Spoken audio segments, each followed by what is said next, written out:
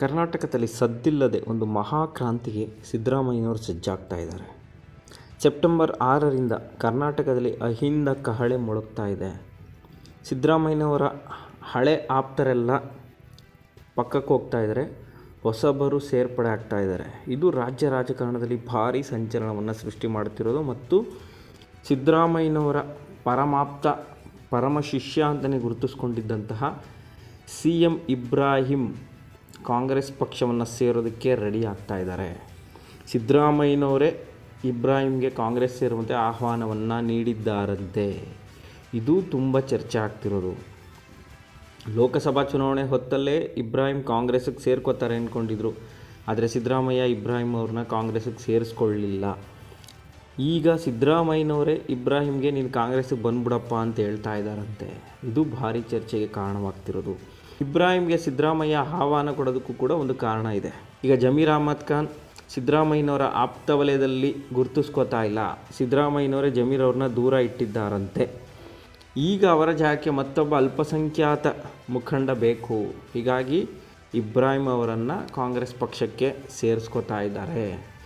ಈ ಮೂಲಕ ಸೆಪ್ಟೆಂಬರ್ 6ನೇ ತಾರೀಕಿಂದ ಶುರುವಾಗಲಿರುವಂತಹ ಅಹಿಂದ ಕ್ರಾಂತಿಗೆ ಇಬ್ರಾಹಿಂ ಸೇರ್ಪಡೆ ಆಗ್ತಾರೆ. ಯಾಕಂದರೆ ಸಿದ್ದರಾಮಯ್ಯ JDS ಪಕ್ಷವನ್ನು ಬಿಟ್ಟು ಬಂದಾಗ ಸಿದ್ದರಾಮಯ್ಯನವರಿಗೆ ಬೆನ್ನೆಲುಬಾಗಿ ನಿಂತವರು ಇದೇ CM Ibrahim, Mahadevappa, Satish Jarkiholi, MK Somashekar, Manchanahalli Mahadevu, BR Patil, ಈ ರೀತಿ ಘಟಾನುಘಟಿ ನಾಯಕರು ಸಿದ್ದರಾಮಯ್ಯನವರಿಗೆ ಸಾಥ್ ಕೊಟ್ಟಿದ್ದರು.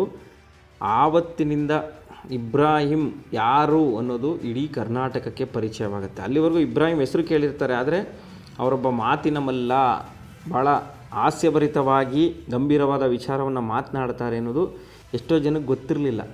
ಆದರೆ ಸಿದ್ದರಾಮಯ್ಯ ರಾಜ್ಯದಲ್ಲಿ ಅಹಿಂದ ಸಮಾವೇಶಗಳನ್ನು ಶುರು ಮಾಡಿದ್ಮೇಲೆ ಆ ಸಮಾವೇಶಗಳಲ್ಲಿ ಕೊನೆಯ ಭಾಷಣಕಾರರಾಗಿ ಇಬ್ರಾಹಿಂ ಬರ್ತಾಯಿದ್ರು. ಇಬ್ರಾಹಿಂ ನಂತರ ಸಿದ್ದರಾಮಯ್ಯನವರು ಮಾತನಾಡ್ತಾಯಿದ್ರು. ಇಬ್ರಾಹಿಂನ ಯಾಕೆ ಕೊನೆಯಲ್ಲಿ ಭಾಷಣ ಕರೀತಾಯಿದ್ರು ಅಂದರೆ ಅಂತಹ ಅದ್ಭುತ ವಾಕ್ಚಾತುರ್ಯ ಇದೆ ಅವರಿಗೆ. ಜನರನ್ನು ನಗಿಸುವಂತಹ ಶಕ್ತಿ ಇತ್ತು. ಮತ್ತೊಬ್ಬರ ರಾಜಕೀಯ ವಿಚಾರವನ್ನು ಗೇಲಿ ಮಾಡಿ ಜನಗಳನ್ನು ನಗಿಸ್ತಾ ಇದ್ದರು. ಅವರ ಮಾತನ್ನು ಕೇಳಬೇಕು ಅಂತೇಳಿ ಜನ ಕಾಯ್ಕೊಂಡು ಕೂತಿರೋರು ಅಹಿಂದ ಸಮಾವೇಶಗಳಲ್ಲಿ.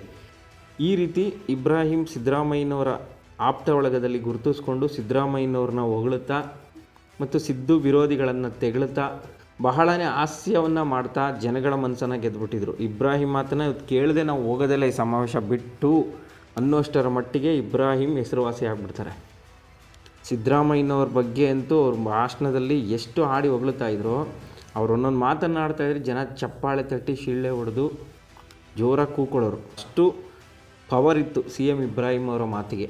ಆದರೆ 2022ರಲ್ಲಿ ಸಿದ್ದರಾಮಯ್ಯನವ್ರನ್ನ ಬಿಟ್ಟು ಇಬ್ರಾಹಿಂ JDS ಪಕ್ಷವನ್ನು ಸೇರಿಬಿಡ್ತಾರೆ. JDS ಪಕ್ಷದಲ್ಲಿ ಅವ್ರನ್ನ ರಾಜ್ಯಾಧ್ಯಕ್ಷರನ್ನಾಗಿ ಕೂಡ ಮಾಡ್ತಾರೆ. ಇಬ್ರಾಹಿಂ ಮನಸ್ಸಲ್ಲಿ ಏನಿತ್ತು, ಆಗ ಕಾಂಗ್ರೆಸ್ ಸತ್ರು ಬಹುಮತ ಪಡ್ಕೊಂಡು ಅಧಿಕಾರಕ್ಕೆ ಬರಲ್ಲ, ಏನೋ ಒಂದು 80-85 ತಗೊಬೋದು, ಯಾರೇ ಸರ್ಕಾರ ರಚನೆ ಮಾಡಿದ್ರು JDS ಬೆಂಬಲ ಬೇಕಾಗತ್ತೆ, ನಾನು JDS ಪಕ್ಷದಲ್ಲಿ ಇದ್ಬಿಟ್ಟಿರ್ತೀನಿ, ಈಗ ಆಗ ಆರಾಮಾಗಿ ಒಂದು ಒಳ್ಳೆ ಮಿನಿಸ್ಟ್ರ್ ಪೋಸ್ಟ್ನ ಪಡ್ಕೊಬೋದು ಅಂತಲೇ ಅವರು ಲೆಕ್ಕಾಚಾರ ಹಾಕಿದರು. ಆದರೆ ರಾಜ್ಯದ ಜನ, ಅದರಲ್ಲೂ ಬಹುಮುಖ್ಯವಾಗಿ ಅಹಿಂದ ಸಮುದಾಯ ಮತ್ತು ಎಲ್ಲ ಜಾತಿಯ ಬಡ ಜನರು ಸಿದ್ದರಾಮಯ್ಯನವರ ಕಾರಣದಿಂದ ಕಾಂಗ್ರೆಸ್ ಪಕ್ಷಕ್ಕೆ ಮತವನ್ನು ಹಾಕ್ತಾರೆ. ಆಗ ಇಬ್ರಾಹಿಂ ಕನಸು ನುಚ್ಚು ನೂರು ಆಗಿಬಿಡುತ್ತೆ. ಸಿದ್ದರಾಮಯ್ಯನವರ ಬಿಟ್ಟು ತಪ್ಪು ಮಾಡಿದೆ ಅಂತ ಅವ್ರ ಮನಸ್ಸಿಗೆ ಬರುತ್ತೆ. ಅದಾದಮೇಲೆ ಲೋಕಸಭಾ ಚುನಾವಣೆ 2024, ಆ ಸಂದರ್ಭದಲ್ಲಿ JDSನವರು BJP ಜೊತೆ ಮೈತ್ರಿ ಮಾಡ್ಕೋತಾರೆ. ಇದನ್ನು CM ಇಬ್ರಾಹಿಂ ನಿರೀಕ್ಷಣೆ ಮಾಡಿರಲಿಲ್ಲ, ದೇವೇಗೌಡರು BJP ಜೊತೆ ಕೈ ಜೋಡಿಸ್ತಾರೆ ಅಂತ. ಯಾವಾಗ ಅವರು BJP ಜೊತೆ ಮೈತ್ರಿ ಮಾಡಿಕೊಂಡ್ರು ಆಗ CM ಇಬ್ರಾಹಿಂ ಸಿಡಿದೇಳ್ತಾರೆ. ತಕ್ಷಣವೇ ಕಾಂಗ್ರೆಸ್ ಪಕ್ಷಕ್ಕೆ ಬರೋದಕ್ಕೆ ಪ್ರಯತ್ನಗಳನ್ನ ಆರಂಭಿಸ್ತಾರೆ. ಸಿದ್ದರಾಮಯ್ಯನವ್ರನ್ನ ಮೀಟ್ ಮಾಡ್ತಾರೆ. ಆದರೆ ಸಿದ್ದರಾಮಯ್ಯನವರಾಗಲಿ ಕಾಂಗ್ರೆಸ್ ಹೈಕಮಾಂಡ್ ಆಗಲಿ ಅವರನ್ನು ಪಕ್ಷಕ್ಕೆ ಸೇರಿಸ್ಕೊಳ್ಳೋದಿಲ್ಲ. ಆದರೆ ಈಗ ಖುದ್ದು ಸಿದ್ದರಾಮಯ್ಯನವರೇ ಇಬ್ರಾಹಿಂ ಅವ್ರನ್ನ ಕಾಂಗ್ರೆಸ್ಸಿಗೆ ಸೇರಿಸ್ಕೊಳ್ಳೋದಕ್ಕೆ ರೆಡಿಯಾಗಿದ್ದಾರಂತೆ. ಇಬ್ರಾಹಿಂ ಅವ್ರನ್ನ ಮುಂದಿಟ್ಕೊಂಡು ಅಹಿಂದ ಕ್ರಾಂತಿಯನ್ನು ಮೊಳಗಿಸ್ತಾರೆ. ಅಹಿಂದ ಸಮಾವೇಶಗಳಲ್ಲಿ ಮತ್ತೆ CM ಇಬ್ರಾಹಿಂ ಭಾಷಣವೇ ಕೇಂದ್ರ ಬಿಂದುವಾಗಿರುತ್ತೆ.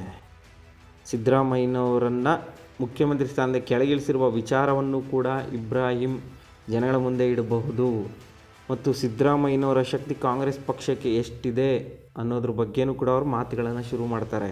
ಈ ರೀತಿ ಭಾಷಣಗಳಿಂದ ಮತ್ತೆ ರಾಜ್ಯದ ಜನರ ಮನಸ್ಸನ್ನು ಗೆಲ್ಲಬಹುದು, ಸಿದ್ದರಾಮಯ್ಯನವರಿಗೆ ಮತ್ತಷ್ಟು ಶಕ್ತಿಯನ್ನು ತುಂಬಬಹುದು ಅನ್ನೋದು ಸಿದ್ದು ಆಪ್ತ ಬಳಗದ ಲೆಕ್ಕಾಚಾರ.